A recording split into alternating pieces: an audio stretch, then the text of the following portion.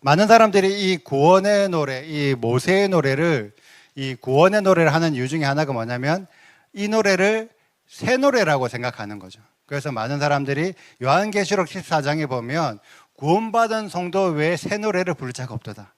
그래서 너무 많은 사람들이 새 노래가 중요한 건 알아요. 근데 정작 그 새 노래가 어떤 노래인지를 알지 못해요. 그래서 우리는 함께 이 새 노래 중에 안에 있는, 새 노래 안에 여러 가지 노래가 있겠지만 새 노래 안에 있는 모세의 노래를 함께 조금 깊이 나눠보는 시간을 가지도록 하겠습니다. 자, 오늘은 초막절, 우리 7번째 날이랬죠. 초막절은 우리가 너무나 잘 알고 있다시피 구원의 절기입니다. 맞죠? 이 초막절에 하나님이 예수께서 재림하시고 우리가 예수의 통치 안으로 들어가서 결국 우리가 여호와의 완전한 통치, 여호와의 완전한 생명 안으로 우리가 들어가는 그런 복된 날 아닙니까? 그래서 우리가 보통 초막절에 우리가 이제 구원을 기념하기 위해서 무엇을 하죠? 초막을 세우고, 맞죠? 그리고 아르바미님 흔들고, 그리고 또 우리가 이제 이때는 추수기 때문에, 수장절 추수기 때문에 이제 거두어들인 풍성한 곡식으로 또 푸짐한 만찬을 먹고, 또 우리가 요한계시록도 최근에 계속 요한계시록에 대한 말씀을 나누지 않았습니까? 이 모든 일들이 우리의 어떤 구원과 연결되어 있는 내용이에요. 그리고 또 한 가지 중요한 내용이 이 초막절 기간 중에 토라 포션이 끝이 난다는 거예요. 그리고 이 토라 포션이 끝이 나고 이 초막절이 지나면 새로운 토라 포션이 시작되는데 그 기점이 신카토라, 내일이에요. 내일 우리가 세미니 아쩌이시로 보는 초막절 8번째 날. 그러니까 이 모든 일들이 우리의 어떤 구원과 연결되어 있는 일들인데, 제가 특별히 토라 포션을 이제 계속 지금 풀어내면서 진짜 토라 포션을 풀어내는 가운데서 어떤 하나님의 어떤 흐름과 하나님의 어떤 은혜, 섭리 같은 것들을 진짜 많이 느끼거든요. 그래서 이번에도 제가 토라 포션 나누면서 그 전에 알지 못했던 것들을 더 많은 것들을 깨닫고 또 배우고 또 함께 나누게 된 것 같아요. 이 토라 포션이 초막절에 끝이 난다는 이 말은 이 초막절, 그러니까 토라 포션에 나오는 신명기의 말씀의 마지막 부분이 초막절 이 절기에 끝이 난다는 거예요. 그리고 이때 나오는 토라 포션의 주제어가 뭐냐면 여기 나오는 하지누 그리고 베조트 하브라카예요. 이 하지누가 이 모세의 노래에 대한 내용이고 베조트 하브라카가 이 모세의 축복에 대한 내용이에요. 그래서 신명기 32장, 33장, 34장의 내용으로 이 모든 모세 오경이 끝이 나는데 이 33장의 내용이 모세의 노래가 담겨져 있고 33장에 모세의 축복이 담겨져 있고 34장에 모세의 죽음이 담겨져 있어요. 이 내용을 나팔절, 대속절, 초막절 기간 동안 이스라엘 사람들이 낭독을 하게 된다는 것은 이 내용이 결국 구원과 연결되어 있다는 의미입니다. 그래서 제가 지금 계속 토라 포션을 이번에 풀어내는 가운데 계속 천연왕국, 메시아 왕국과 새하늘 새 땅 새 예루살렘과 예수와의 재림과 메시아의 재림, 그리고 휴고, 부활, 이런 내용들을 저는 계속 토라 포션에서 함께 나눴던 거예요. 그러면 그 말인즉 이 모세 노래 축복, 모세 이 죽음 안에도 이런 내용들을 연결시켜서 우리들 이해할 필요가 있다는 거죠. 이것이 단순하게 어떤 저만의 해석이 아니라 성경에도 그렇게 기록되어 있는 거죠. 요한계시록 15장을 보면 마지막 7번째 재앙이 있어요. 7번째 재앙, 마지막 재앙은 일곱 대접 재앙인데 이 대접 재앙 때 짐승과 그의 우상과 그의 이름의 수를 이기고 피하는 자가 있더라. 그리고 그 피하는 자들이 고문고를 가지고 모세의 노래와 어린 양의 노래를 부르더라 라고 기록이 되어 있는 거예요. 이 피한 자들이 우리들이 말하는 구원받은 성도들인데 이 구원받은 성도들이 모세의 노래를 부르고 있다는 거죠. 그러니까 이 모세의 노래가 성경에도 기록될 만큼 구원과 연결된 내용이구나 라는 것들을 우리는 확신을 가지고 그럼 이 모세의 노래가 이 내용이 구원과 어떻게 연결되어 있는지는 우리는 구체적으로 알아볼 필요가 있습니다. 그래서 이런 내용을 제가 오늘 나누고자 합니다. 자, 모세의 노래의 목적이 뭘까요? 하나님께서 모세의 노래를 우리들에게 주셨는데 모세의 노래를 왜 주셨을까? 주신 이유를 생각해 보면 신명기 31장에 기록이 되어 있어요. 모세가 죽고 난 이후 이스라엘 백성들이 가나안 땅에 들어간 이후 이들이 가나안 땅의 우상 여러 다른 신들을 섬기게 될 것이다. 그런데 그들이 이방신을 섬기면서 여호와와 맺은 언약을 버릴 것이다. 그렇기 때문에 무슨 일이 발생하냐면 여호와께서 내 얼굴을 숨겨서 그들에게 보이지 않게 하시겠다. 하나님께서 말씀하신 거예요. 분명히 지금 모세가 살아있을 때지만 모세 너가 죽고 나면 이 백성들이 나를 버릴 거고 다른 이방신들을 섬길 거고 나의 언약을 깨뜨리는 일이 생길 때 내 얼굴을 숨기겠다라고 분명하게 이미 말씀하셨어요. 그리고 그 얼굴을 숨기는 그 일이 그냥 단순하게 얼굴이 숨겨지는 게 아니라 이스라엘에게 허당, 재앙과 환란이 있을 것이다. 내가 분명히 내 얼굴을 숨길 텐데 언제가 될지 모르겠지만 분명히 언젠가 숨길 텐데 그때 이 모세의 노래가 이스라엘 백성들에게 증거가 되게 해라. 이 모세의 노래를 부르는 자들을 잃어버리지 않고 잊지 않고 부르는 자들에게는 이게 이스라엘 백성들 앞에 증언이 될 것이다. 하나님께서 이 모세의 노래를 언제 주셨냐면 가나안 땅에 들어가기 전에 주셨거든요. 그런데 이 노래가 언제 적용되냐면 나중에 이스라엘 백성들이 진짜 하나님을 버리고 언약을 버리고 이방신 섬기고 진짜 폐역해서 큰 환란을 당할 그때 비로소 이 노래가 너희들한테 적용될 것이야. 이때 이 노래의 말씀이 너희들에게 증언이 될 것이야. 하나님께서 나중에 이 노래가 불려질 것을 말씀하셨던 거예요. 그러면 이때가 과연 언제일까? 하나님의 얼굴이 숨겨지고 이스라엘 백성들에게 큰 환란, 전쟁이 있고 큰 재앙이 일어나고 이때가 과연 언제일까? 아마 성경에 기록되어 있는 마지막 때에 대한 시점이 아닐까. 그래서 이 모세 노래는 여호와의 얼굴이 숨겨진 상태에서 여호와의 언약을 회복시키기 위한 각성의 노래다. 이 모세의 노래를 깨달은 자들은 각성된다라는 뜻이에요. 다른 말로 하면 이 모세의 노래를 이해하지 못하면 숨겨진 여호와의 얼굴을 발견하지 못한다. 예를 들어서 우리가 누군가를 만나요. 누군가를 만나는데 내가 만나는 사람을 처음 만나. 그래서 그 사람 얼굴을 몰라. 그럼 우리는 어떻게 해요? 저 사람이 내가 만난 사람인가? 이 사람이 만난 사람인가? 계속 만난 얼굴을 모르니까 계속 찾을 거 아니에요. 맞죠? 이 사람인가? 이 사람인가? 저 사람인가? 똑같다는 거예요. 여호와의 얼굴이 숨겨진다는 것은 여호와를 믿는 사람들이 이분이 여호와신가? 저분이 여호와신가? 아마 여호와는 아마 이런 분일 거야. 여호와는 아마 저런 분일 거야. 이런 허다한 가짜 여호와들이 생긴다는 거예요. 가짜 믿음이 생기고 가짜 신앙이 생기고 뭔가를 하는 게 하나님을 믿는 것처럼 뭔가에 왜곡시키는 그런 일들이 일어난다는 거예요. 지금 시대 우리 어때요? 과연 진짜 우리가 여호와의 얼굴을 제대로 알고 있나? 진짜 우리가 여호와 하나님이 어떤 분인지 제대로 알고 있나? 어쩌면 지금 시대도 여호와의 얼굴이 숨겨져 있을 수도 있어요. 수많은 교회 다니는 믿는 자들이 예수님 하지만 정작 여호와의 이름을 부르지 않아. 여호와의 얼굴이 어떤지 몰라. 여호와가 어떤 분인지 몰라. 아마 지금 시대가 여호와의 얼굴이 숨겨진 시대일 수도 있다. 그 시대에 이 노래가 필요한 거예요. 그 시대에 이 노래를 통해서 많은 믿는 자들이 깨어나게 각성시키는 거예요. 얼마나 중요한 노래인지 아시겠죠? 자, 이 모세 노래를 제가 단락별로 조금 나누어 봤어요.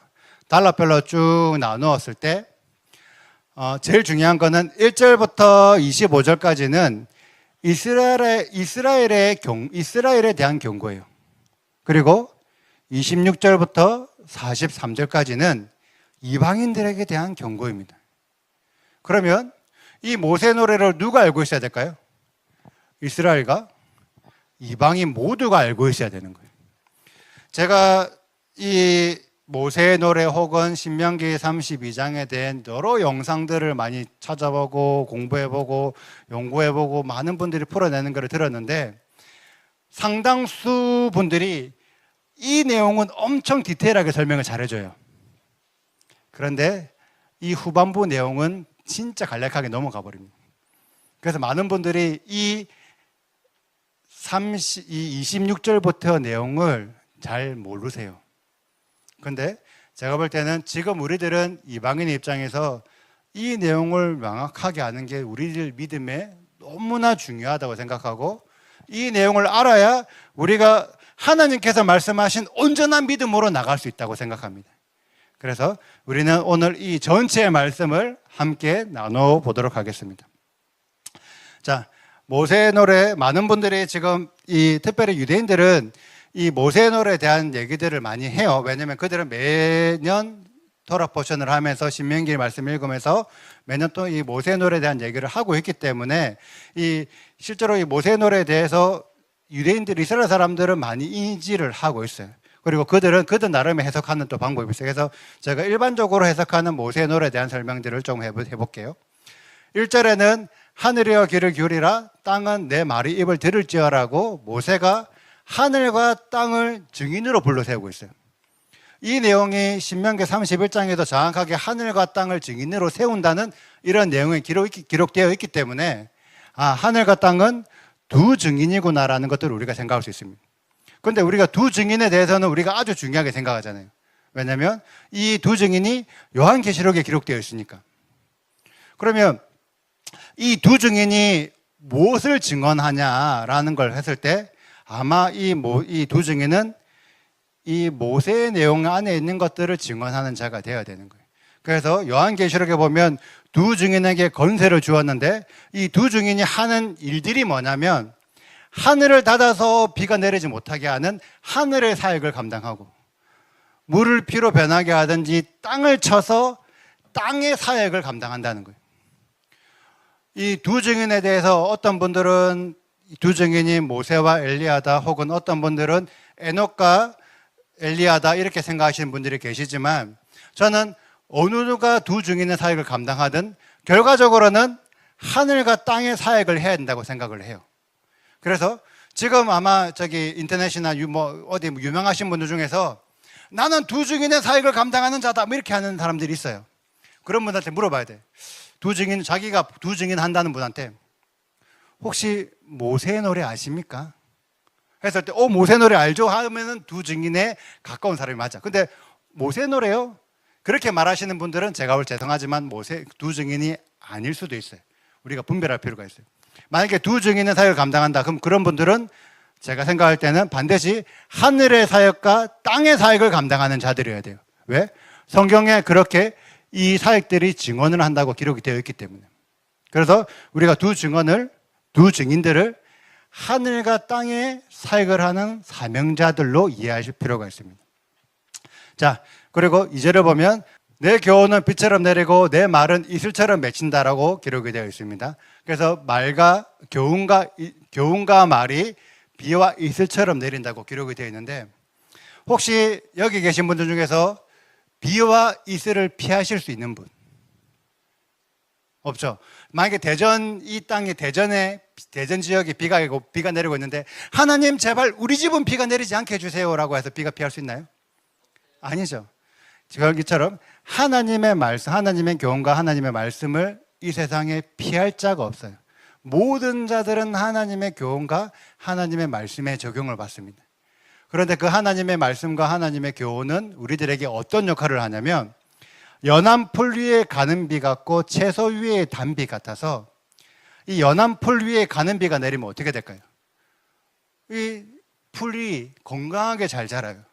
채소 위에 단비가 내리면 어떻게 돼요? 그때부터 채소가 무럭무럭 자라요. 결국 하나님의 교훈과 하나님의 말씀은 우리들에게 생명을 주는 말씀이다. 이 말씀이 이 2절의 9절인 거예요. 교훈과 이 말이라는 단어는 히브리 원어로 봤을 때는 명령이라는 뜻이에요.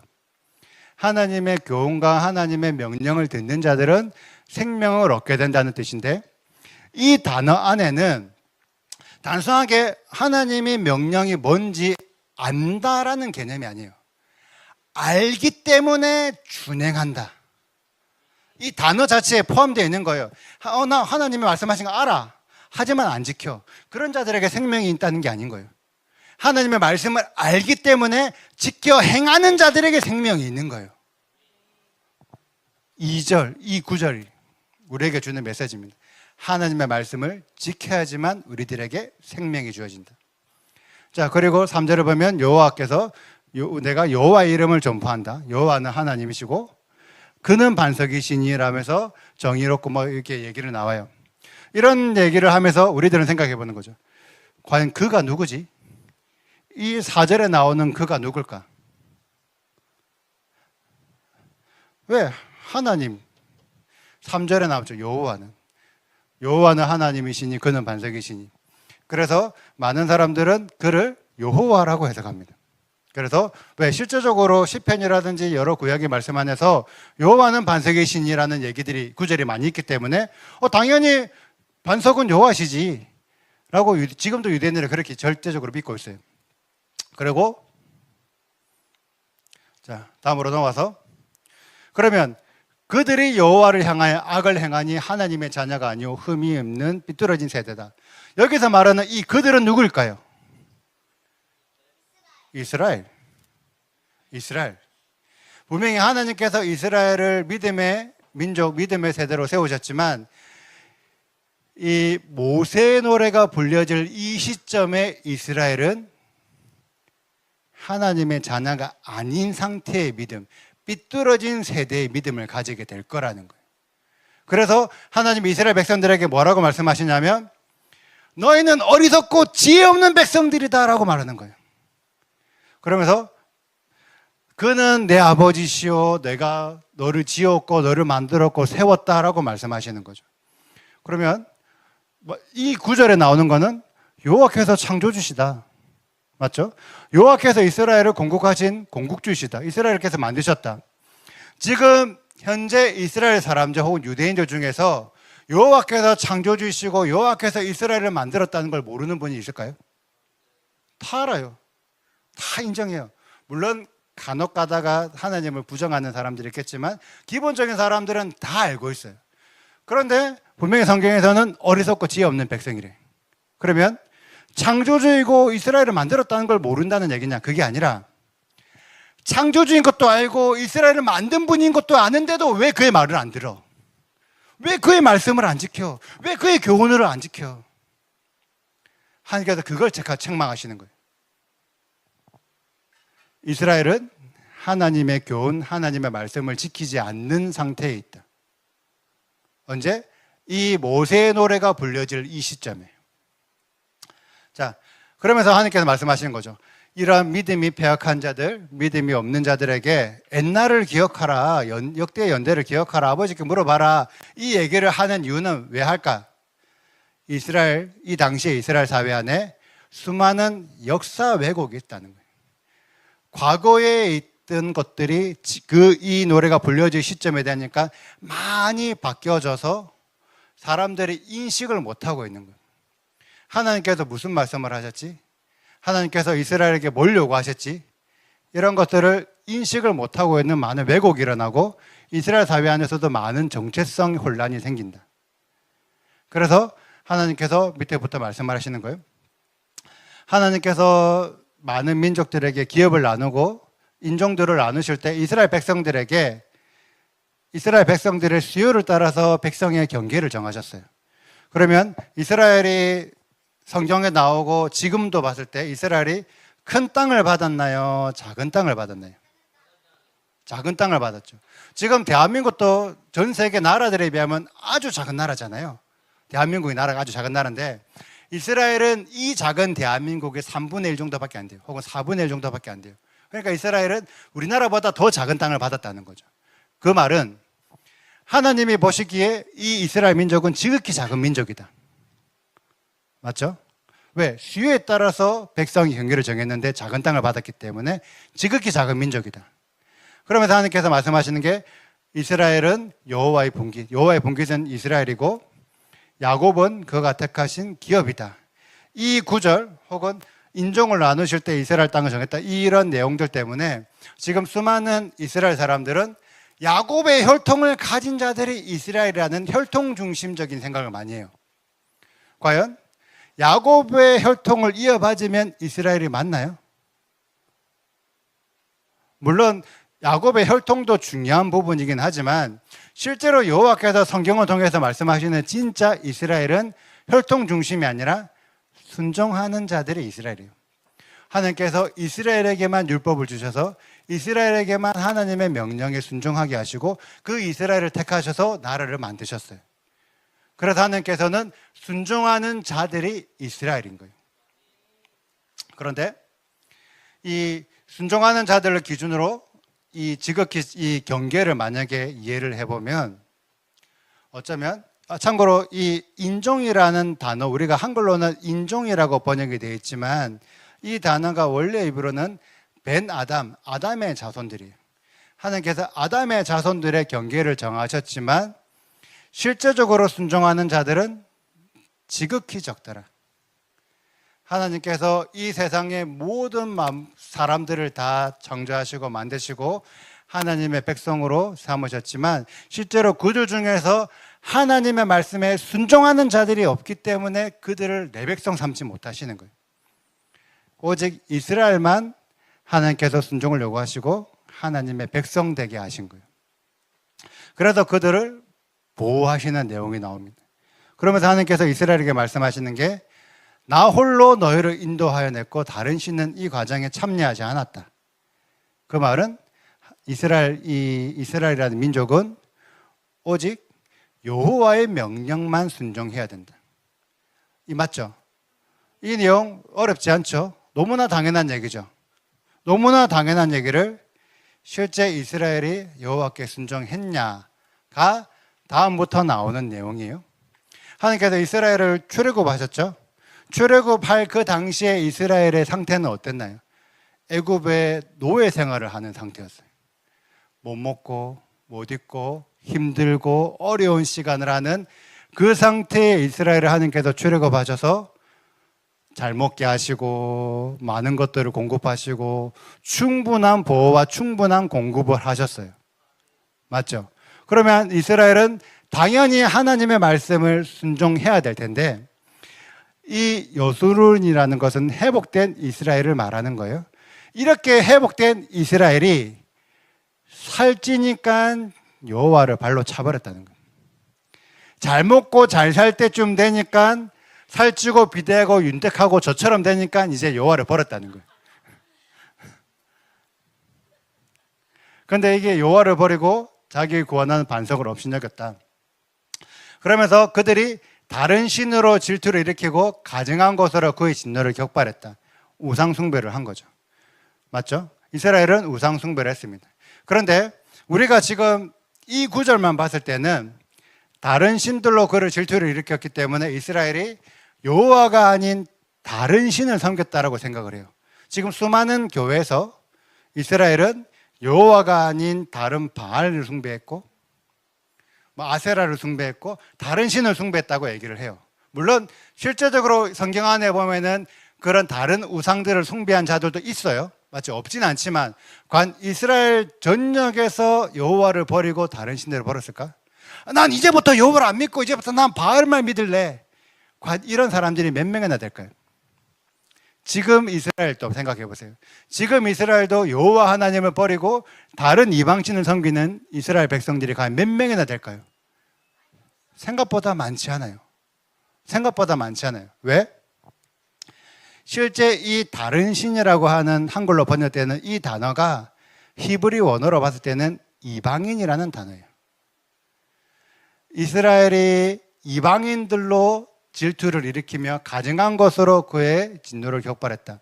그러면서 이스라엘이 결과적으로 하나님께서 말씀하신 게 뭐냐면 이스라엘이 여호와를 버리고 다른 신을 섬긴 게 아니라 여호와를 다른 신을 섬기는 방식으로 섬긴 거예요.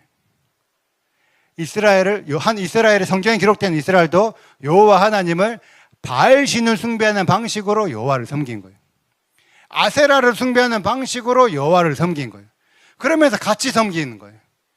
이스라엘이 무조건 여호와를 버렸다라는 개념이 아니라 하나님께서 말씀하셨던 그 모세오경의 방식이 아닌 다른 자기만의 만든 다른 방식으로 여호와를 섬기는 그게 우상숭배라고 말씀하시는 거예요.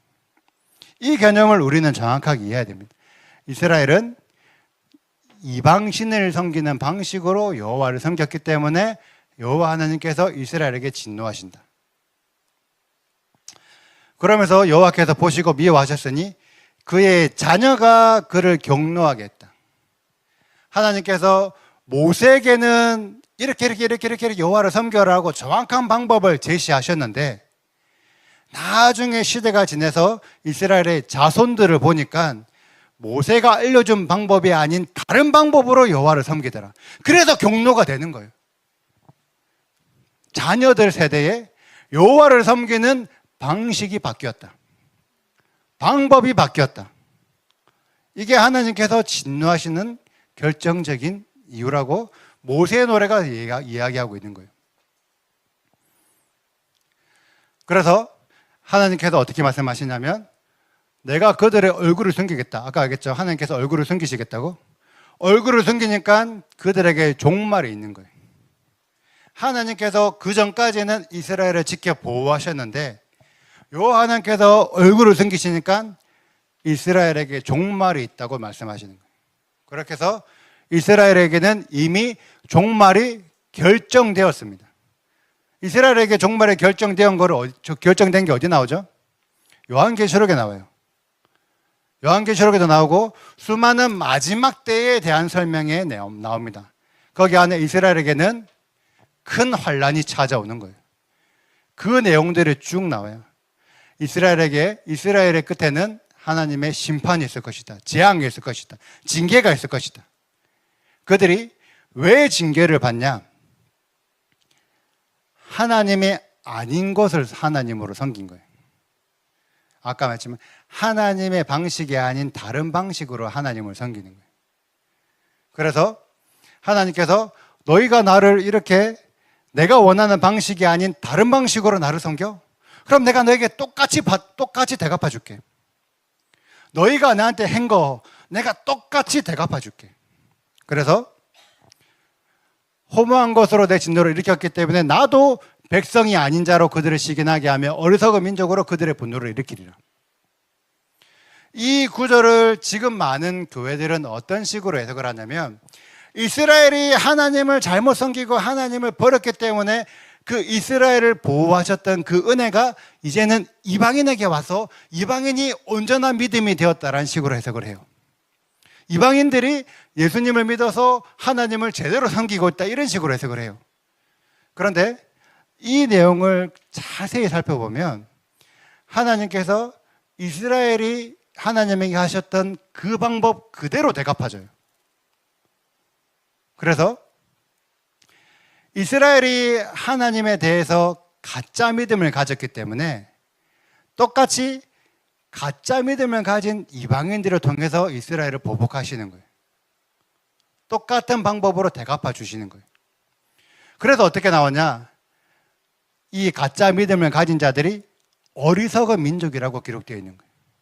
이게 실제 이스라엘 역사 안에서 어떻게 이루어졌냐면 수많은 이방 민족들이 이스라엘을 박해하고 핍박하고 학살하는 것으로 이루어졌어요. 이스라엘 이방인이 유대인 학살하는 거.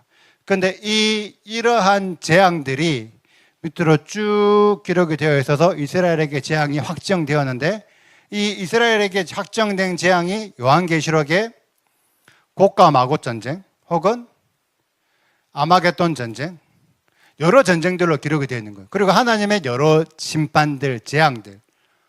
이미 하나님께서 신명기 모세 노래를 주실 때부터 이스라엘의 끝을 이미 결정을 내리셨다는 거예요. 이미 내가 마지막 때 이 전쟁, 이방인들 혹은 많은 재앙들을 통해서 이스라엘을 징계하시겠다. 신명기 때부터 이미 결정되어 있는 상태인 거예요. 모세 노래가 그걸 설명하고 있습니다. 그런데 이 여호와의 재앙을 과연 피할 자가 있을까요? 나오는 거예요. 젊은 남자도 처녀도 백발 노인과 함께 젖먹는 아이까지도 그러하기죠.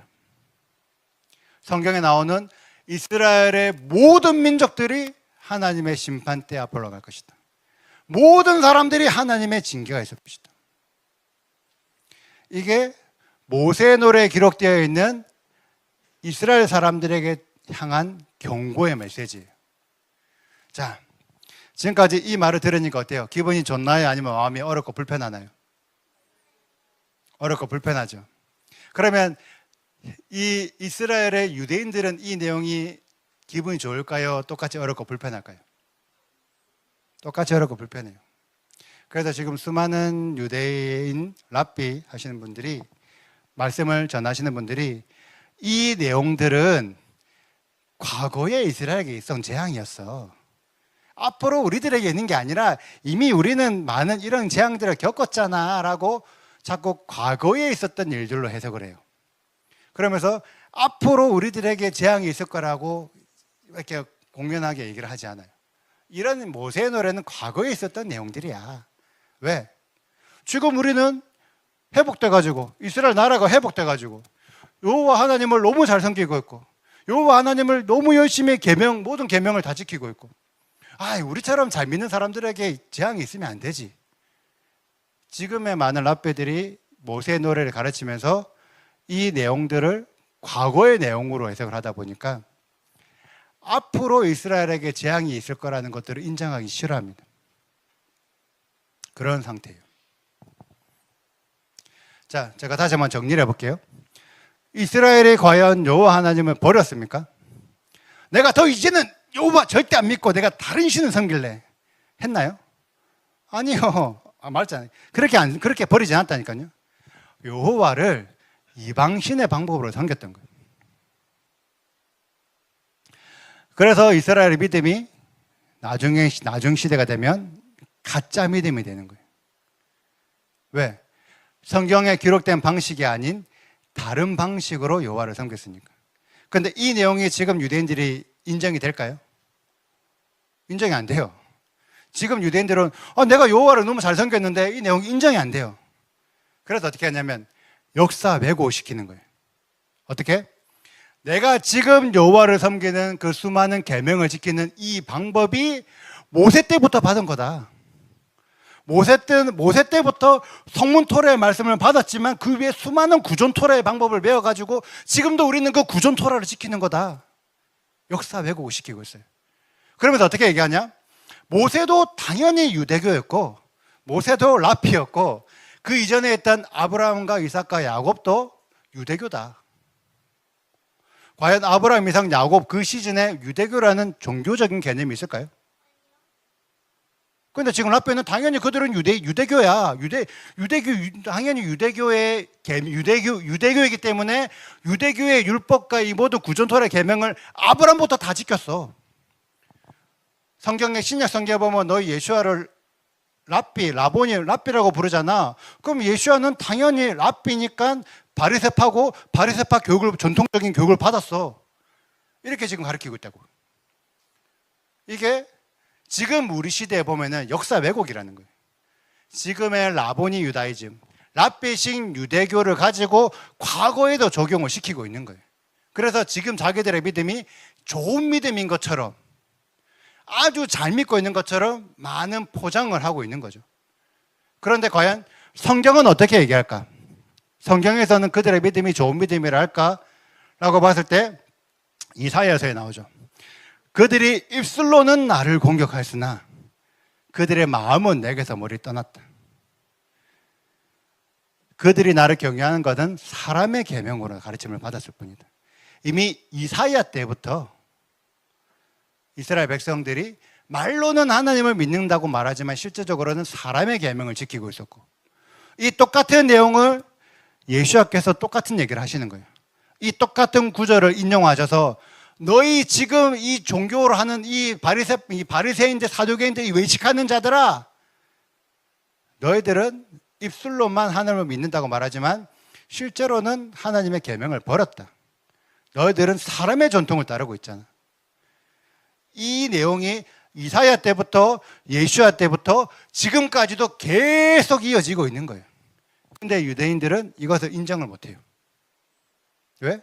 그 안에 이미 수많은 역사 왜곡이 일어났기 때문에 인정이 안 된다고. 그러면 과연 이스라엘 유대인들이 여호와를 이 사람의 전통 혹은 자신들의 만든 계명으로 지키는 이것만 잘못했을까? 과연 모세의 노래가 너희는 요것만 잘못했어라고 지적을 하고 있나요? 그 부분을 우리가 생각해 볼게요. 자, 이스라엘의 잘못은 자, 여기 보세요.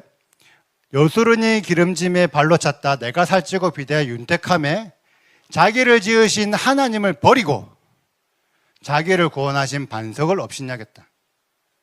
성경에는 마치 두 개의 잘못을 한 것처럼 기록이 되어 있어요. 너를 낳은 반석을 내가 상관하지 아니하고 너를 내신 하나님을 내가 잊었도다. 마치 성경 안에도 물론 한글로 번역된 부분이 약간 오류가 있어요. 오류가 있지만 마치 성경은 이스라엘이 하나님도 버리고 반석도 버린 것처럼 기록을 해놨다고요. 그래서 실제로 이 아까 우리가 읽었던 당연히 그는 반석이시니 그가 당연히 여호와지라고 생각했는데 히브리 원어를 따져보니까 3절에 여호와 이름을 전파하니 우리 하나님은 엘로힘이라는 단어가 사용되었어요. 그런데 4절에 그는 반석이시니 그가 하는 일이 완전하고 그의 모든 일이 정의롭고 진실하며 거짓이 없는 하나님이시다는 엘이라는 단어가 사용되었어요. 다른 단어가 물론 같은 하나님을 의미하는 단어긴 하지만 실제로 이 모세 노래 안에는 엘로힘, 엘로헤이 이런 식으로 몇 개의 단어가 사용되었어요. 그래서 우리가 한 번 좀 생각해 보는 거죠. 어쩌면은 그가 일반적인 구약 성경 안에서는 당연히 여호와가 반석이시라고 해서 그게 맞는데 어쩌면은 이 모세의 노래만큼은 그가 여호와가 아닐 수도 있겠네. 어쩌면은 이게 과거에 그 모세가 활동하고 성경에 기록된 그 당시에는 분명히 여호와께서 반석이시고 이거를 맞는데 이 모세의 노래가 불려지 나중 시점에 확인을 했을 때 이게 여호와가 아닐 수도 있지 않을까?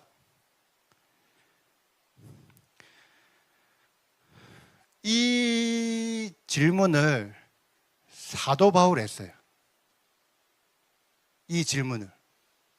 그래서 사도 바울이 이거 내가 지금까지 알고 있었던 모세 노래랑 조금 다를 수도 있겠다라고 깨닫기 시작한 거예요. 사도 바울이 이 얘기를 어떻게 깨달았냐면 사도 바울은 원래 바리새인 중에 랍비 중에 랍비였기 때문에 예수와 그 당시에 가지고 있던 사람들의 가르침에 너무 정통한 사람이었어요. 맞죠? 우리가 말하는 그 유대인들이 해석했던 그 해석에 너무 철저하게 맹신하고 있었는데 그래서 예수와를 믿는 자들을 죽이러 하시다가 다메섹에 가서 다메섹에서 예수와를 경험한 거예요. 그리고 나서 이 사도 바울이 예루살렘으로 가지 않고 아라비아 지역으로 갔거든요. 이 아라비아 지역이 어떤 지역이냐면 우리가 말하는 미디안 지역이에요. 미디안 지역인데 이 미디안 지역이 어떤 지역이냐면 모세가 이스라엘 백성들을 이끌고 출애굽하면서 올라갔던 그 루트예요. 그러면서 생각을 해보는 거예요. 어쩌면은 내가 지금까지 생각했던 이 반석에 뭔가 비밀이 있을 수도 있겠다. 그래서 사도 바울이 고린도전서 10장에 이 내용을 적은 거예요. 그런데 이 내용이 우리들은 한글로 번역된 내용만 보니까 이 내용이 무슨 의미인지 잘 몰라. 자, 보세요. 나는 너희가 알지 못하기를 원하지 않노라. 이 말은 알기를 원한다는 거죠. 나는 너희가 알기를 원한다. 근데 뭘 알기를 원하냐? 너희 조상들이 다 구름 안에 있고 바다 가운데를 지나며 음식을 먹고 음료도 마시고 기름에 뭘 했다라고 한 거예요. 이 내용이 여호와께서 땅의 모든 높은 곳을 타고 다니시며 소산을 먹게 하시며 기름을 빨게 하시며 이것저것들을 먹게 하셨다라는 내용인 거예요. 반석.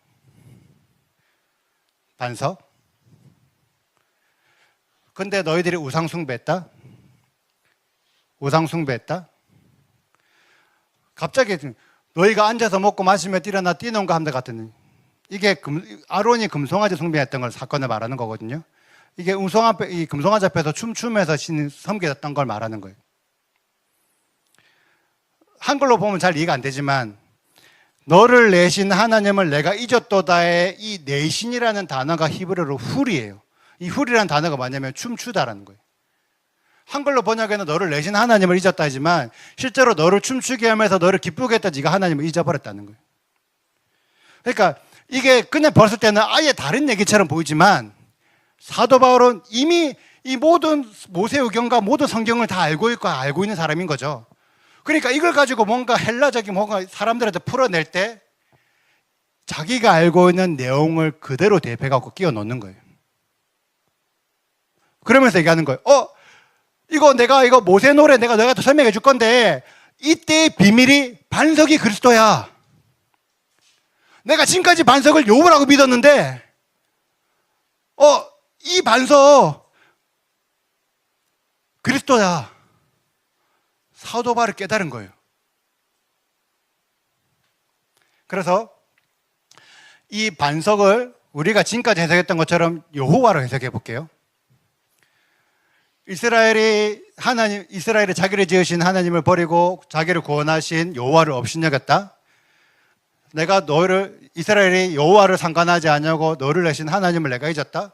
그런데 나는 지금 여호와를 잘 믿고 있잖아. 그럼 나는 이제는 죄가 없네. 지금 이스라엘 백성들에게, 지금 이스라엘 사람들에게. 왜? 나는 여호와를 잘 섬기고 있잖아. 그러니까 책망할 게 없는 거예요.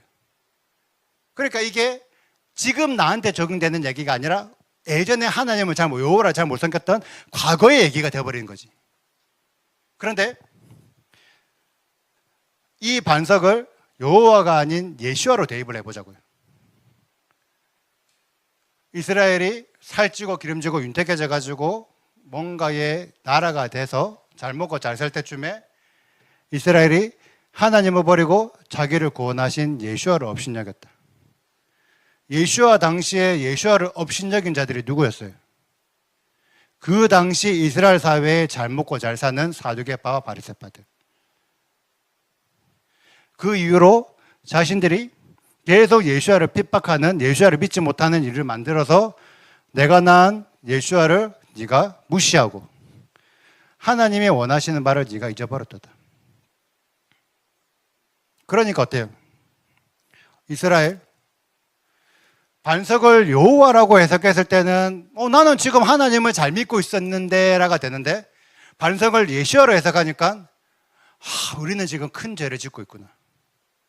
하나님께서는 처음부터 메시아를 통해서 메시아 사명을 얘기하셨는데 이스라엘이 그 메시아의 사명을 모르고 있었구나. 깨달아지는 거예요. 어쩌면은 이 엘로임, 이 차이가 예수와는 반석이시니 그가 하시는 일이 완전하고 예수와의 모든 길이 정의롭고 진실하고 거짓이 없는 하나님의 사명자구나. 그래서 예수와 엘을 믿는 것이 여호와 엘로힘께서 원하시는 온전한 믿음이구나 가 해석이 되는 거예요. 그러면 이 질문으로 지금 이스라엘을 대입해 보세요. 지금의 이스라엘이 과연 예수와를 인정하고 예수와를 믿고 있습니까? 어쩌면 절대 예수와를 믿지 못할 만큼 수많은 계명들을 만들어서 예수와를 믿으면 그 사회에서 퇴출시켜버릴 정도로 하나님이 원하시는 방식이 아닌 다른 방식으로 만들어놔버린 거예요.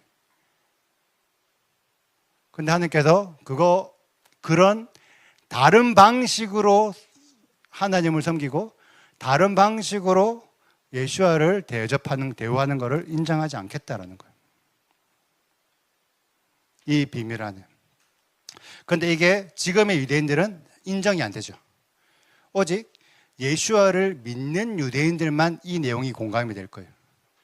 지금 대다수의 현재 이스라엘 사람들은 예수와 자체를 거부하기 때문에 이 내용이 예수와라는 이 대입 자체가 용납이 안 돼요.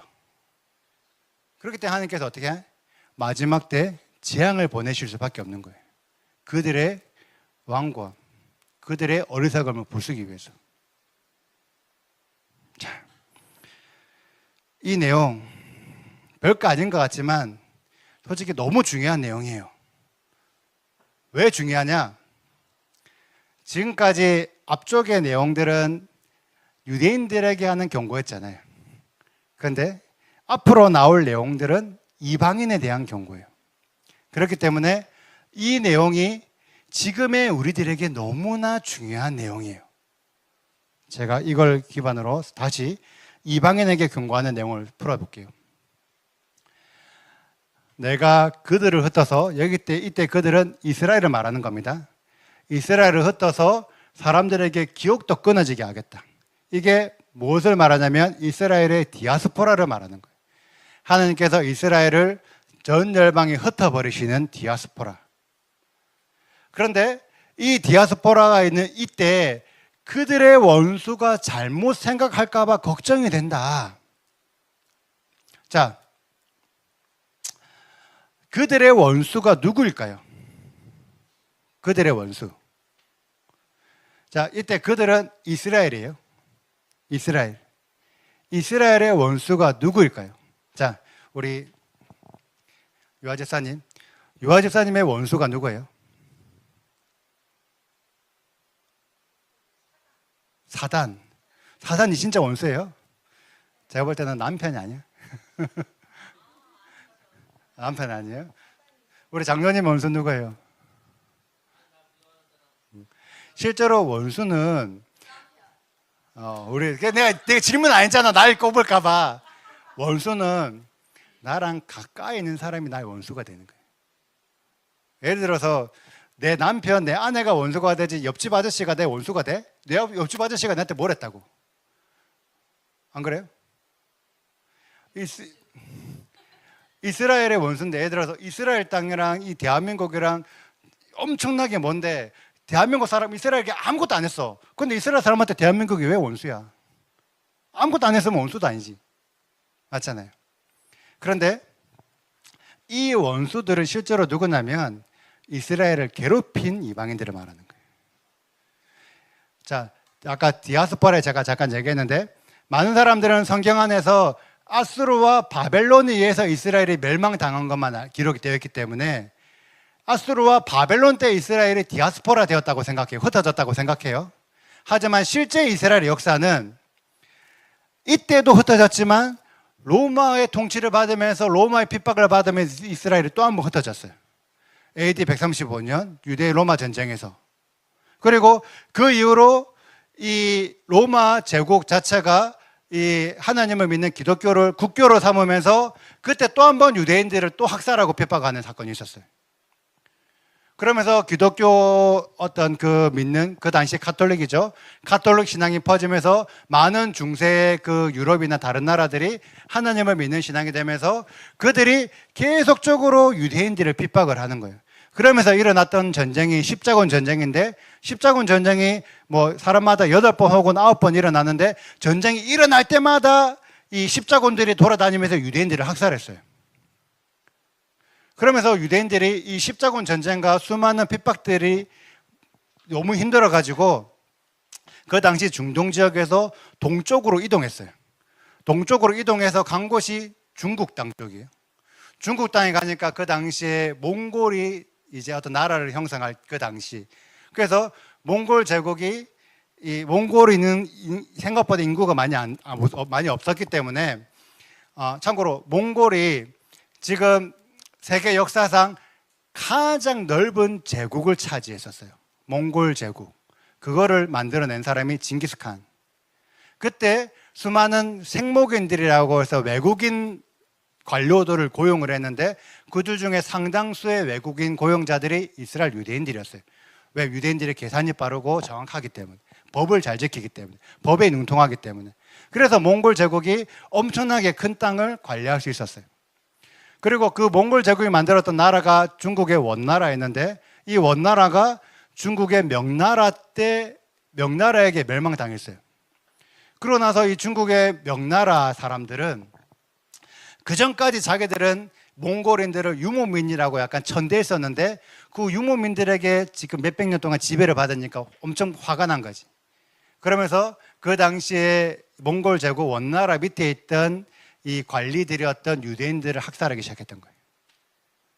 그러면서 그때 중국에 있던 많은 유대인들이 명나라의 핍박을 피해가지고 유럽, 러시아, 폴란드, 그쪽으로 우크라이나 이쪽으로 많이 도망쳤어요.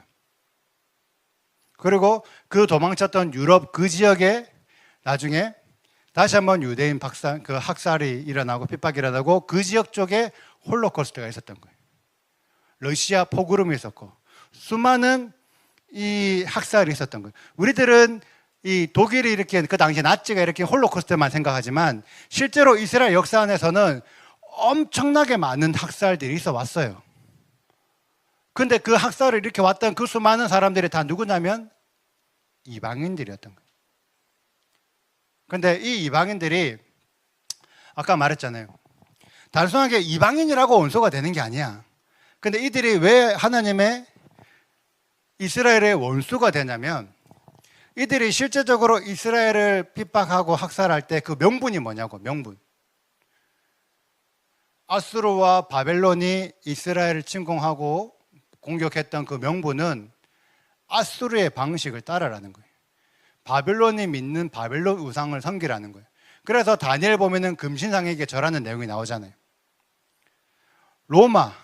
로마가 이스라엘 땅을 통치하면서 그때 뭘 요구했어요? 황제 숭배를 요구한 거예요. 제우스 신전에 세금을 내기를 원하고. 그러니까 로마가 원했던 삶의 방식을 따라라고 얘기하는 거예요. 수많은 가톨릭도 유대인들에게 너 가톨릭으로 개종을 하거나 가톨릭의 교리를 지켜라고 요구를 했던 거예요. 십자군 전쟁도 예수를 믿지 않는다는 이유만으로도 수많은 유대인들을 죽여왔던 거예요. 중국도 마찬가지고 다른 유럽도 마찬가지고 단순하게 그냥 유대인 싫어 죽여 이게 아니라 너희들은 내 방식을 따라야 돼. 내 방식을 안 따르면 죽어. 이거예요. 지금까지 수많은 이 나라들에서 이스라엘이 가지고 있던 여호와의 방식을 이방의 방식으로 바꾸려고 계속 수많은 시도들이 있어 왔다고요. 그렇기 때문에 이게 여호와 앞에서 대적이 되고 원수가 되는 거예요. 삶의 방식을 바꾸려고 하는 거. 이게 너무나 중요한데 우리가 이걸 역사적으로 관심을 안 가지니까 이 부분에 대해서 잘 모르는 사람들이 너무 많아. 하나님께서는 그렇게 여호와의 방식을 이방의 방식으로 바꾸려고 하는 자들에게 원수라고 하시고 그들을 징계하시겠다는 내용들이 나와요. 그러면서 그들에게 뭐라고 말씀하시냐면 이렇게 이 원수들은 모략이 없는 민족이고 분별력이 없다. 그들은 뭔가 정확한 사리 분별을 못한다. 그래서 무슨 일이 있냐? 자신들이 바꾸려고 하는 이방의 방식이 더 좋은 방식이야. 너희들이 여호와를 믿는 것보다 지금 이방의 방식, 내가 하는 내 방식을 따르는 게 더 좋아. 바꿔야 돼. 이게 하나님의 보시기에는 분별력이 없는 거예요. 이 일들이 역사에서 과거부터 지금까지 계속 일어나고 있어요. 지금도 수많은 믿는 자들이 이스라엘에 선교 가서 뭐라고 얘기해요? 너희 지금도 계속 그 율법 지키고 절기 지키고 안식을 지키는 거 그건 어리석은 방식이야. 이제 예수를 믿어야 되기 때문에 이거 필요 없어. 이 방식으로 바꿔. 이 방식이 더 좋은 방식이야. 이방의 방식이 더 좋은 방식이라고 생각하는 거예요. 하나님께서 그걸 뭐라고 생각하시냐? 분별 없는 것이다. 너희 지금 가지고 있는 너희 믿음, 이방인 가지고 있는 이 믿음 분별 없는 믿음이야.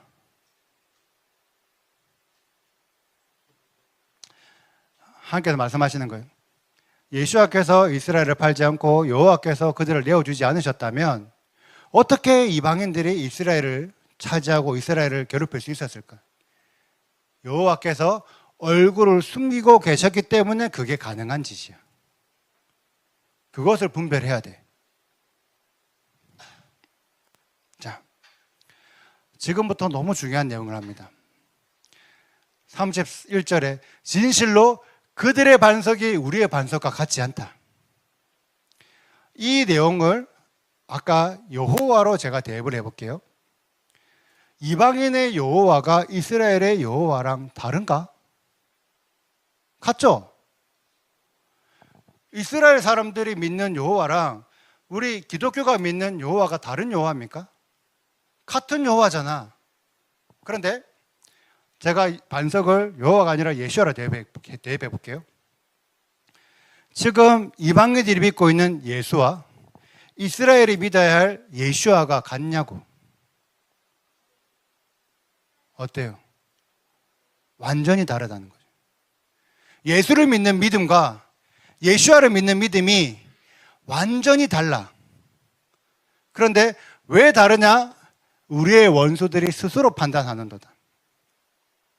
자, 이방인을 믿는 예수와 이스라엘의 예수와가 다른데 그 이유가 뭐냐면 예수를 성경에 근거하지 않고 믿고 있는 거예요. 분명히 성경에서는 예수와께서 안식일 지키고 절기 지키고 성전 제사 드리고 다 했어요.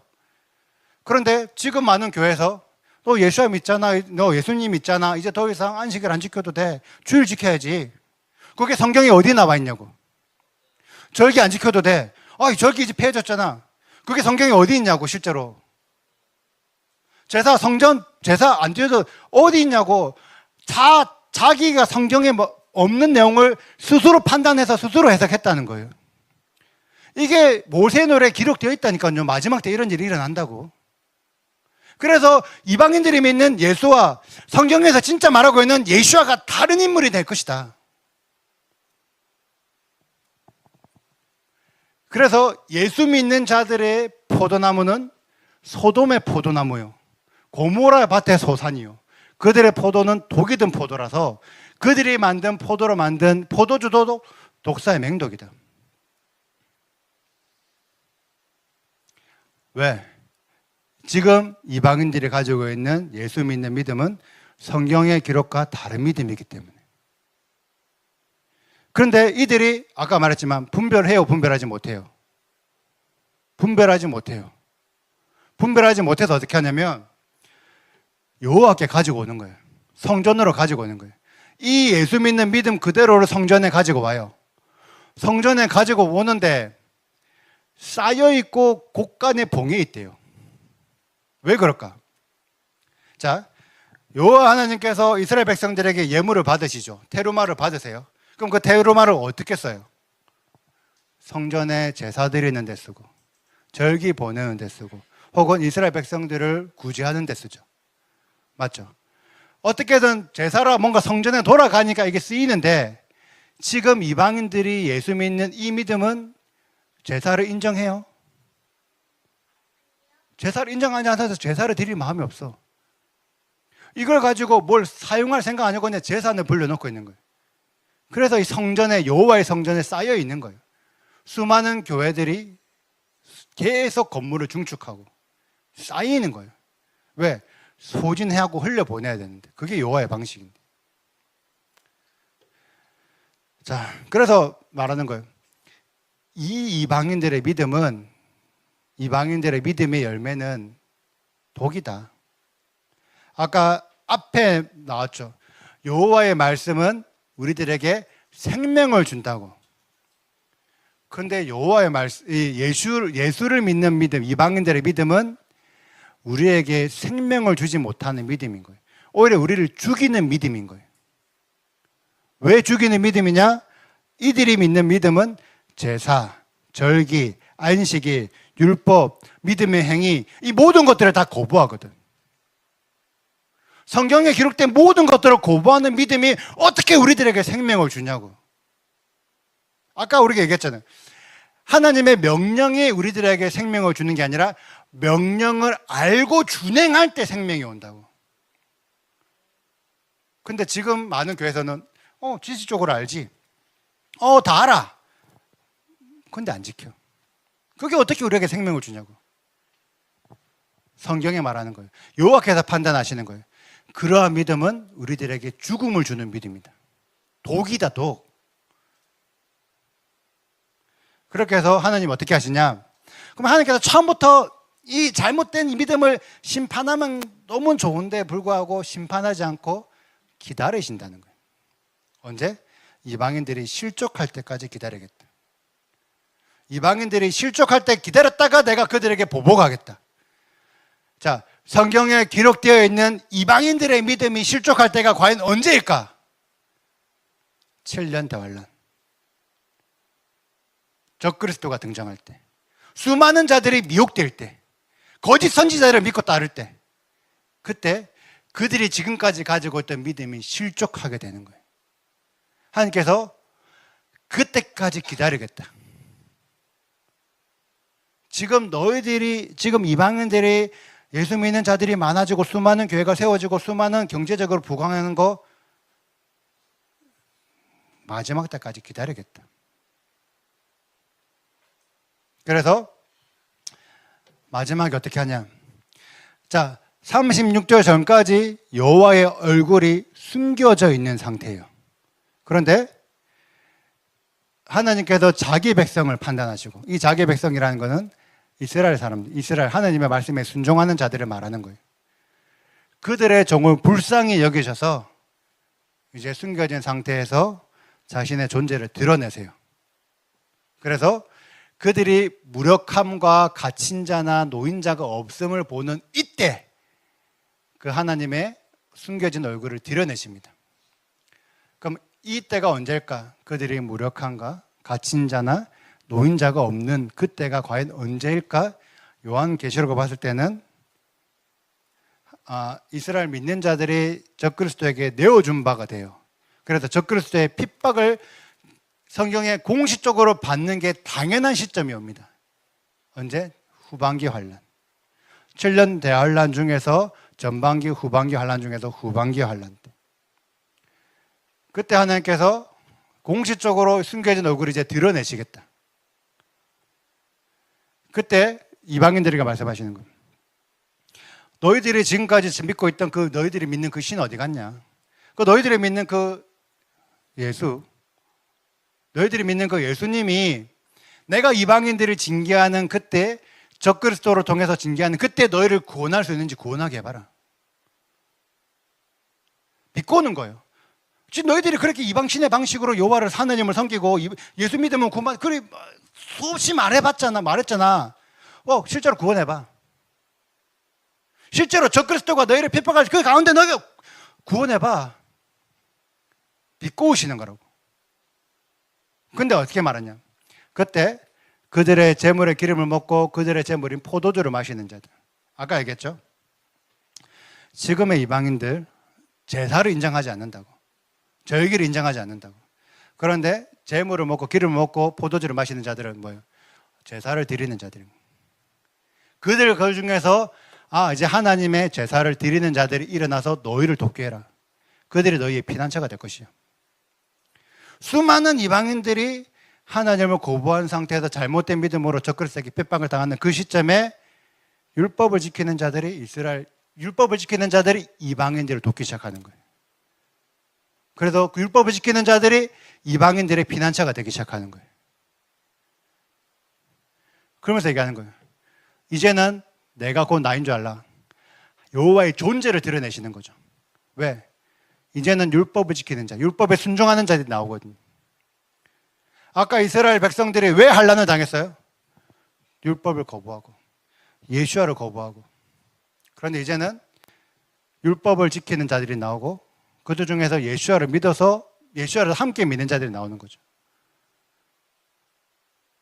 그래서 여호와께서 나는 죽이기도 하며 살리기도 하며 상하기도 하며 낫기도 하며 이런 내용들을 사람들마다 어떻게 해석을 드리겠지만 실제로 이 내용이 마지막 엔타임, 우리 아까 마지막 때를 비유하자면 이 내용 안에 휴거와 부활의 내용까지도 연결시킬 수가 있다는 거죠.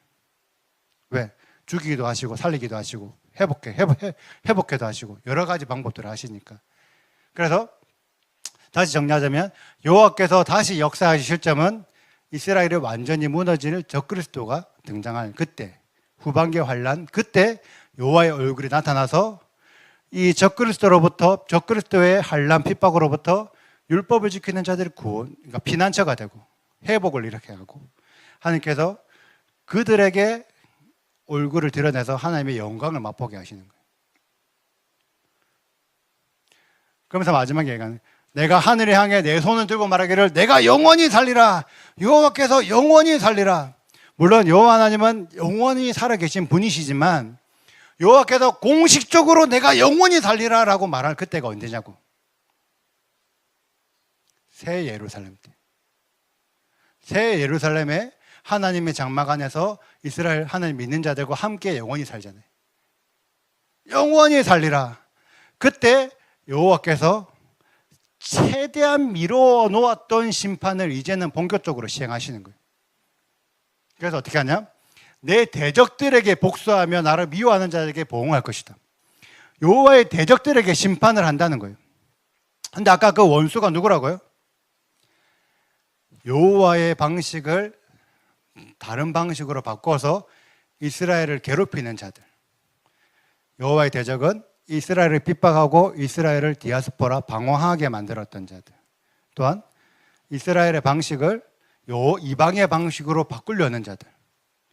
이 범주 안에는 유대인들과 이방인 모두가 포함됩니다. 여호와의 율법을 지키지 않는 유대인도 포함돼요. 예수를 믿지 않는 유대인들도 포함돼요. 하지만 예수만 믿고 예수를 믿지 않고 율법을 지키지 않는 이방인들이 다 포함된다는 거예요. 그게 42절에 나와 있어요.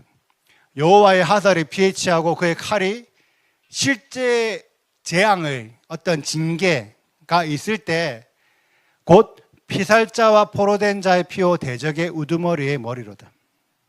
자, 일반적인 전쟁, A라는 나라와 B라는 나라가 전쟁을 해요. 그러면 이 군인과 군인은 피터지게 죽일 동안 싸우겠죠.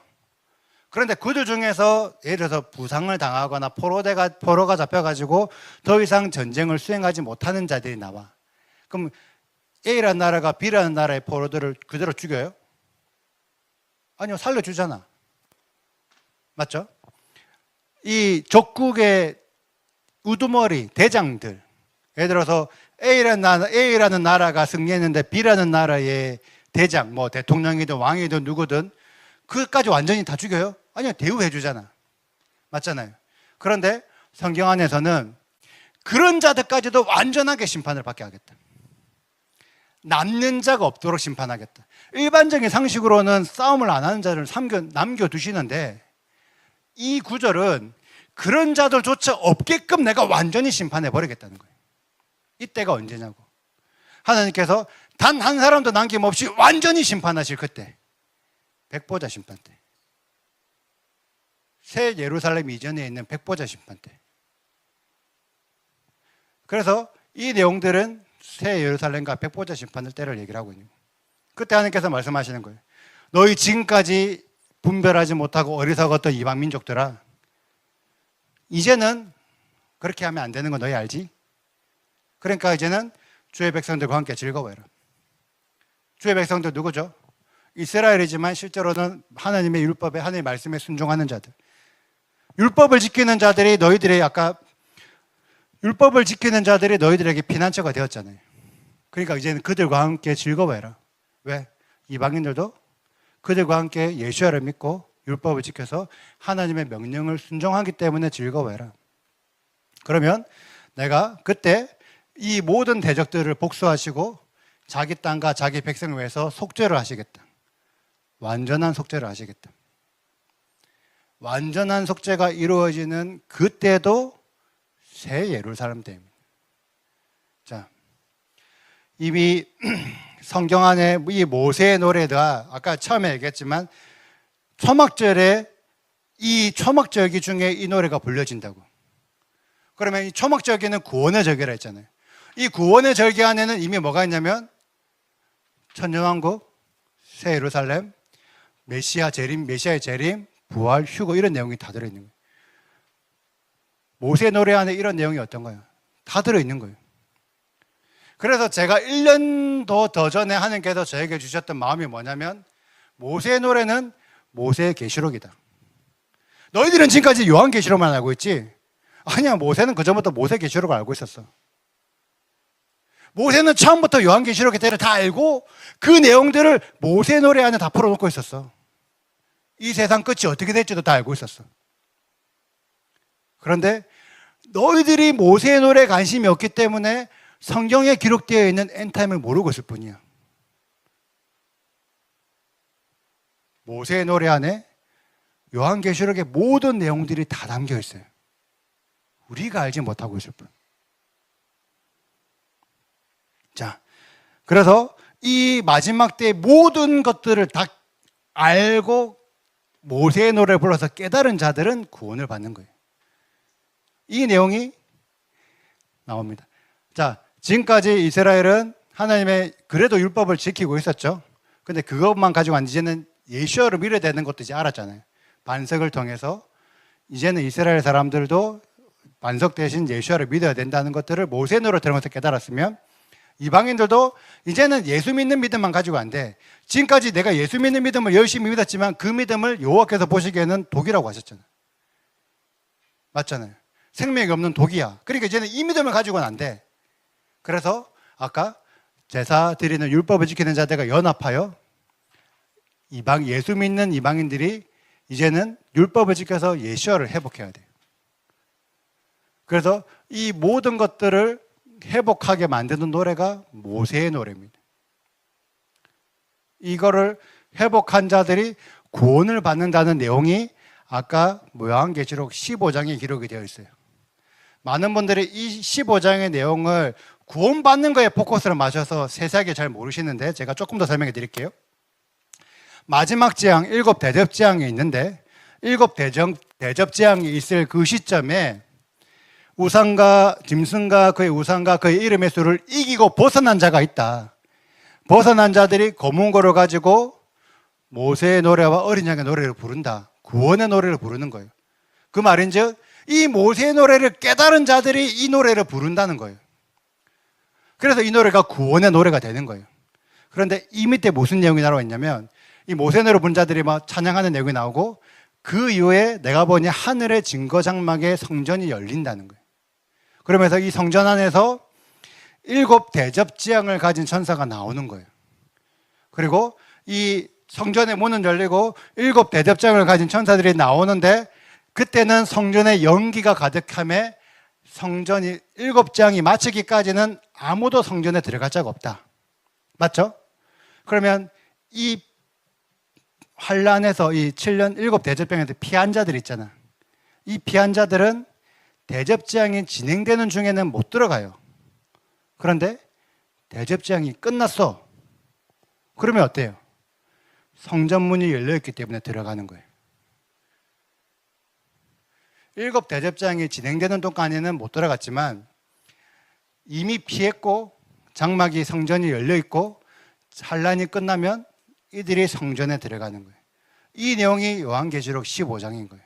그래서 모세의 노래를 부르는 자들은 7 대접 재앙을 피하고 어떻게 피하고? 휴거 혹은 부활로 피하고 이 피한 자들이 이 열려진 하늘의 증거장막 성전 안으로 들어가는 천년왕국 안으로 들어가는 거예요. 이미 들어있어요. 모세의 노래를 부르는 자들은 재앙을 피하고 휴거되어서 천년왕국 안으로 들어갈 수 있다. 그런데 지금 수많은 사람들이 이런 거 모르잖아. 지금 열심히 유대인들은 열심히 율법 지키고 있고 지금 이방인들은 열심히 예수 믿고 있는데 이 믿음을 가지고 지금 우리가 지금 헛짓한 거냐? 분명히 많은 사람들이 나는 계속 열심히 예수 믿을래 하는 사람들이 엄청나게 많잖아요. 그런데 성경에 뭐라고 말하냐?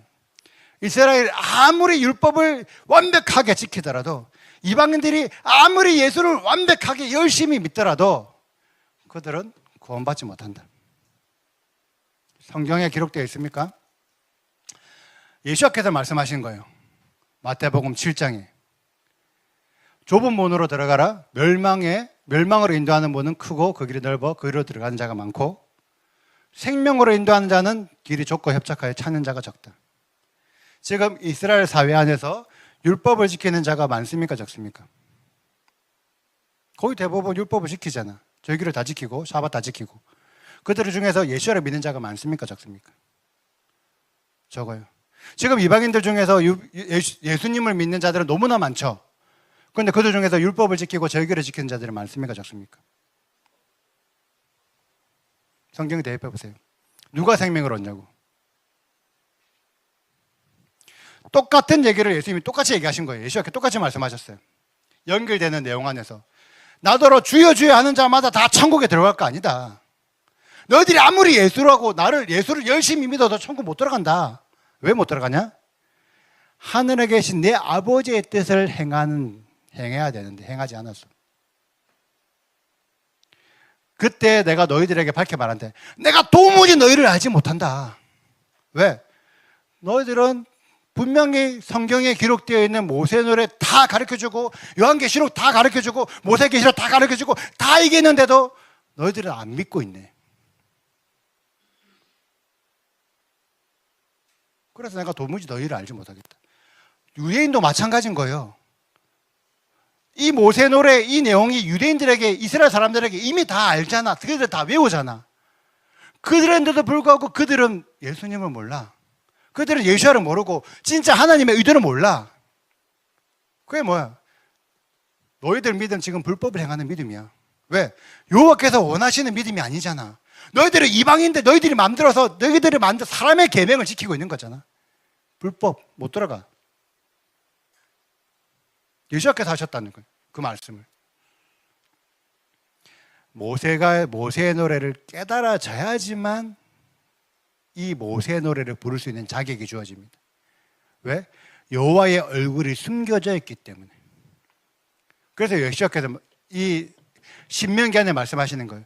이 노래를 이스라엘 백성들 앞에서 자손들에게 증거가 되게 하는데 이 노래를 깨달은 자들만이 여호와의 얼굴을 발견하게 된다. 모세의 노래를 부르고 싶은데 이 노래가 뭔지 몰라. 어떻게 부르냐고. 제가 마지막 결론 내릴게요. 모세의 노래의 목적이 뭐예요? 환난 당한 이스라엘 백성들에게 증거가 되어 각성을 시키는 거예요. 그런데 이 모세의 노래가 아까 얘기했지만 저는 모세의 계시록이라고 저는 생각을 해요. 마지막 때에 있을 모든 내용들이 이 모세의 노래 안에 다 담겨져 있어요. 그리고 이 노래의 의미를 깨닫는 자들이 회복되는 거예요. 그래서 이 노래를 새 노래라고 부릅니다. 모세의 노래, 새 노래가 뭐 여러 노래가 있겠지만 모세의 노래도 새 노래 안에 들어있는데 지금 수많은 믿는 자들이 모세 노래는 몰라. 지금 솔직히 교회 안에서 모세 노래 배워본 적 있어요? 없잖아. 배웠어요? 축복합니다. 지금 수많은 믿는 자들이 모세 노래는 몰라. 그런데 새 노래는 엄청 부르고 싶어 해. 안 그래요? 근데 많은 사람들이 이 새 노래를 새로운 노래라고 생각을 해요. 무슨 말이냐면 성경에 기록되지 않은 전혀 새로운 신곡. 근데 과연 이 새 노래가 신곡이냐? 이 새 노래라는 단어가 이 헬라어로 보면은 카이노스라고 기록이 되어 있어요. 그런데 우리가 지금 말하는 신곡이라는 진짜 아예 없다가 새로 만들어진 신곡이라는 의미를 가지려면 네오스라는 단어가 사용돼야 돼요. 근데 히브리어로는 헬라어로는 카이노스라는 단어가 사용되었어요. 이 단어가 뭐냐면 한 70년대, 80년대에 유행했던 노래가 2000년도, 10년대 가지고 리메이크 됐어. 그래갖고 지금 막 복고풍으로 막 울려 퍼져. 그런 노래를 말하는 거예요. 카이노스라는 게. 예전에 있었는데 예전에는 잘 안 쓰이다가 나중에 새롭게 되어서 새롭게 쓰이는 거. 뭐 리모델링, 리폼, 리메이크 이런 의미가 새 노래인 거예요. 모세가 뭐예요? 모세 노래는 이미 신명기 때 주어진 노래가 나중에 다시 리메이크 돼서 회복되는 노래인 거예요. 이게 새 노래인 거예요. 지금 여러분들이 생각하는 모든 새 노래 성경 안에 기록되어 있는 노래들이에요. 시편에 기록되어 있든 어디에 기록되어 있든 전혀 없는 새로운 신곡이 나오지 않아. 리메이크된 노래를 부르셔야 돼요. 자, 모세의 노래 결론은 여호와의 방식을 다른 방식으로 바꾸는 자들은 하나님의 심판을 받는다. 이게 이스라엘 유대인들도 마찬가지예요. 이방인들도 마찬가지예요. 어느 누구든 여호와께서 주신 방법이 아닌 다른 방식으로 바꾸면 심판을 피할 수 없습니다. 이방의 방식을 버리고 여호와의 율법, 여호와의 방식, 율법에 기록된 방식을 회복해야 됩니다. 그리고 모든 자들은 예수아를 회복해야 돼요. 지금 아까 말했죠. 이방인들이 믿는 반석과 이스라엘의 반석이 다르다. 지금 예수 믿는 게 중요한 게 아닌 거예요. 진짜 믿어야 되는 거는 여호와의 절기와 안식일과 모든 것들을 다 지키신 예수아를 믿어야 되는 거예요. 예수아를 믿어서 그 믿은 회복의 열매를 맺어야 된다. 다 안 지키는 그런 불순종의 열매 말고 다 지키는 순종의 열매를 맺어야 된다. 그런 이 노래를 누가 불러야 된다? 환란을 당한, 아까 디아스포라 환란을 당한 유대인들과 환란을 준 이방인들 모두가 불러야 된다. 모세의 노래는 이스라엘과 이방인 모두에게 주는 노래다. 그래서 유대인들은 사람의 전통을 이제는 버리고 성경에 기록된 여호와의 방식을 회복해야 돼요. 그래서 이제는 하나님의 아들 대신 예수아를 인정해야 됩니다. 이방인들은 토라를 통해서 여호와의 방식을 배우고 이제는 안 지켜도 돼 예수에서 다 지켜야 돼 예수아로 바꿔야 됩니다.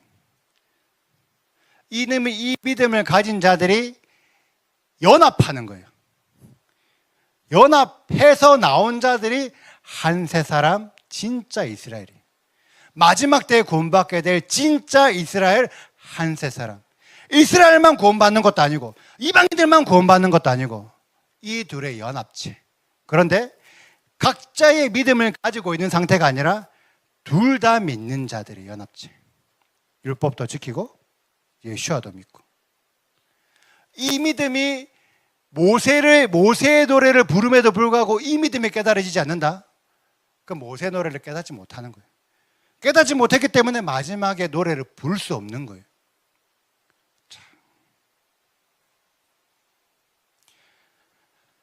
모세의 마지막 때 모세의 노래와 어린 양의 노래를 부릅니다.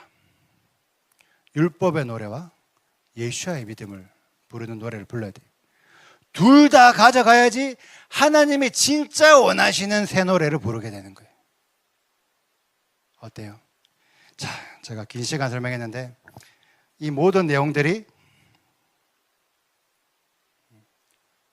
우리를 초막절 안으로 초대했기 때문에 풀어지는 거예요. 이 내용을 제가 1년 전에 받았지만 그 전에는 솔직히 풀어낼 수가 없었어요. 왜? 초막절이 아니었거든요. 만약에 초막절에 넘어가면 전 또 못 풀어낼 거예요. 하나님께서 초막절에 이 내용을 풀어내길 원하시는 거예요. 왜? 구원의 절기라서. 오늘 호시아나 라바 큰 구원의 날, 모세의 노래를 깨닫는 큰 구원이 우리 모두에게 임했습니다. 그렇기 때문에 우리 모두가 모세의 노래를 부를 자격이 주어지는 거예요. 우리 모두 구원받아서 하나님의 장막 안으로 기쁨으로 들어가게 되길 간절히 축복합니다. 감사합니다.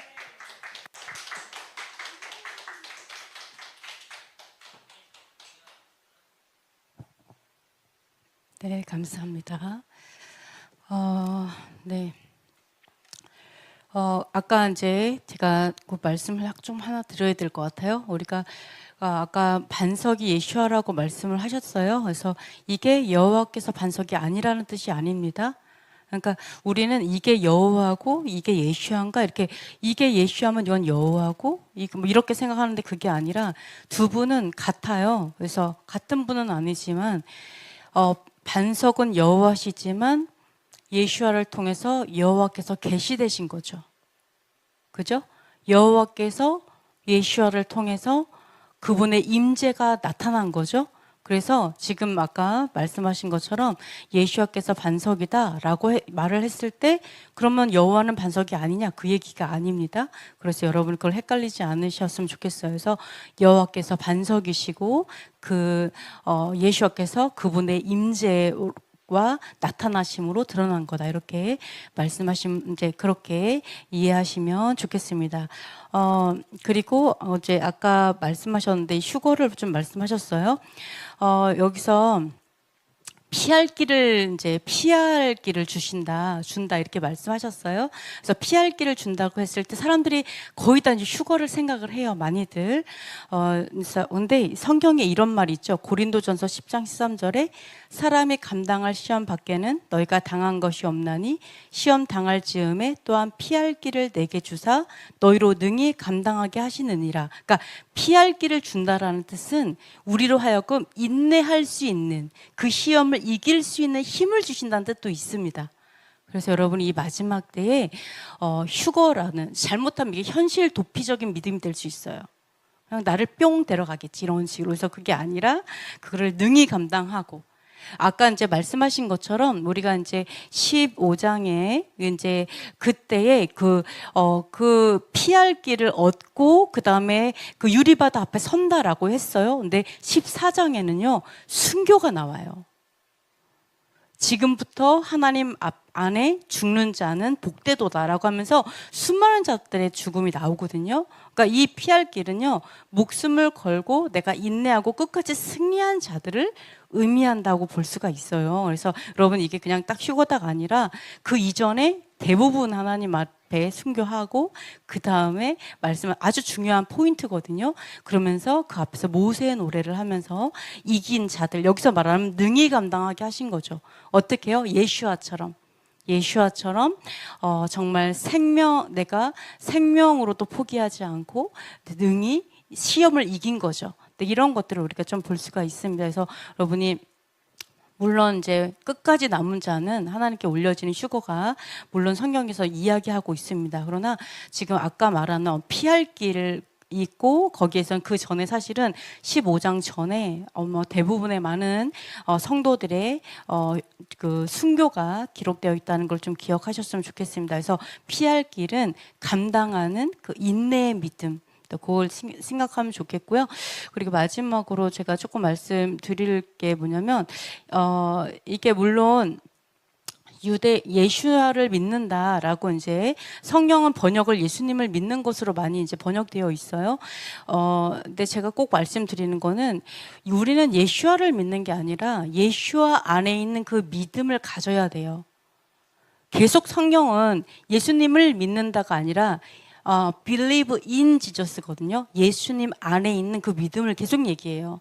그래서 우리에게 그 유대 히브리적으로 어떤 사람을 믿는다, 여호와 하나님이 아닌 누군가를 믿는다라고 하는 거는 굉장히 어떤 형상, 예수와조차도 여호와의 형상이시거든요. 근데 이제 어떤 그분을 믿는 게 아니라 사실은 그분의 믿음을 갖는 게 복음의 포인트예요. 네, 그래서 우리가 이제 구원이라는 개념이 사실은 구원이라는 개념은 내가 죄에서 건진받는 게 구원이거든요. 그죠? 내가 죄를 짓지 않는 게 구원이에요. 그래서 예수와의 그 믿음을 가진 자들이 마땅히 죄를 이겨내는 거죠. 맞아요. 네, 유대인 분들은 정말 요거는 정말 맞아요. 어떻게 해요? 여호와의 방식을 회복해야겠죠. 여호와를 믿어도 여호와의 방식으로. 그 다음에 예수와의 믿음을 가져야죠.